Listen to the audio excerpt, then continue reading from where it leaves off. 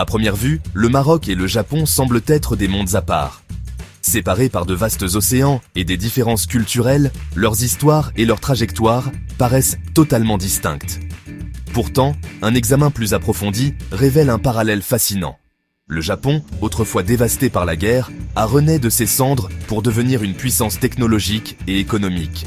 Le Maroc, avec ses propres atouts uniques, se trouve aujourd'hui à la croisée des chemins, prêt à devenir un leader en Afrique. Le Maroc peut-il, comme le Japon avant lui, tirer parti de ses forces pour tracer une voie vers une prospérité et une influence durable? L'histoire de la résurgence du Japon après-guerre est celle de la résilience, de l'innovation et d'un engagement indéfectible envers l'éducation et le progrès technologique. C'est une histoire qui résonne profondément avec les ambitions du Maroc, qui cherche à exploiter sa population jeune, sa position stratégique et ses ressources naturelles abondantes pour devenir un moteur de l'économie mondiale. Cette vidéo explorera les parallèles entre ces deux nations, en examinant le contexte historique de l'essor du Japon et en le comparant à la trajectoire de développement actuelle du Maroc. En analysant les facteurs qui ont contribué au succès du Japon et en les confrontant aux défis et aux opportunités auxquels le Maroc est confronté aujourd'hui, nous pouvons obtenir de précieuses informations sur le potentiel du Maroc à devenir le Japon de l'Afrique. Nous sommes en 1945. Le Japon, sous le choc de la dévastation de la Seconde Guerre mondiale, est confronté à un avenir incertain. Ses infrastructures sont en ruine, son économie est anéantie et son peuple est aux prises avec les cicatrices psychologiques de la défaite. Pourtant, de ces cendres, une transformation remarquable allait se produire, propulsant le Japon au premier plan de la scène mondiale. Au cœur de la résurgence du Japon se trouvait une priorité absolue, accordée à l'éducation et à l'innovation technologique. Reconnaissant l'importance d'une main-d'œuvre hautement qualifiée, le Japon a investi massivement dans son système éducatif, en mettant l'accent sur les domaines des sciences, de la technologie, de l'ingénierie et des mathématiques, et en favorisant une culture d'apprentissage tout au long de la vie. Cet accent mis sur l'éducation, associé à la légendaire éthique de travail japonaise, a jeté les bases de la prouesse technologique du pays. Les entreprises japonaises, soutenues par les politiques gouvernementales, ont investi des ressources considérables dans la recherche et le développement, adoptant l'automatisation et repoussant les limites de l'innovation. Cette puissante combinaison d'une main-d'œuvre qualifiée et d'un engagement envers le progrès technologique a propulsé le Japon à l'avant-garde d'industries telles que l'électronique, l'automobile et les biens de consommation. Le label Made in Japan est devenu synonyme de qualité et de sophistication, conquérant des parts de marché mondiales et transformant le pays en une puissance économique.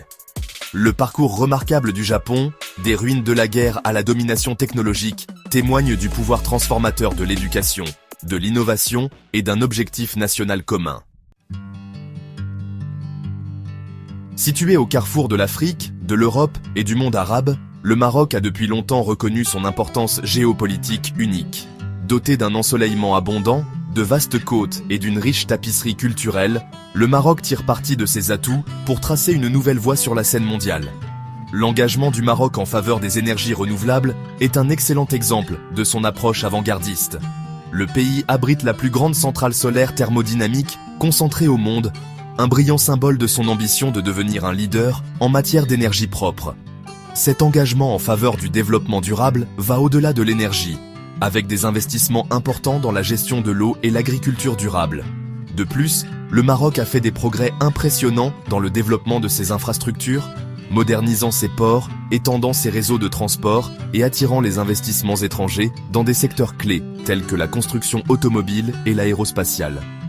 Conscient de l'importance du capital humain, le Maroc a également donné la priorité à l'éducation, en améliorant l'accès à une éducation de qualité et en promouvant des programmes de formation professionnelle pour doter sa jeune population des compétences nécessaires pour prospérer dans l'économie du XXIe siècle.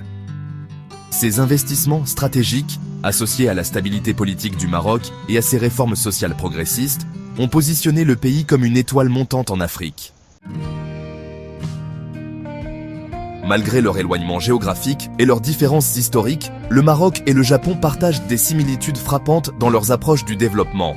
Les deux nations reconnaissent qu'investir dans le capital humain et l'innovation technologique est primordial pour parvenir à une croissance économique durable et à une compétitivité mondiale.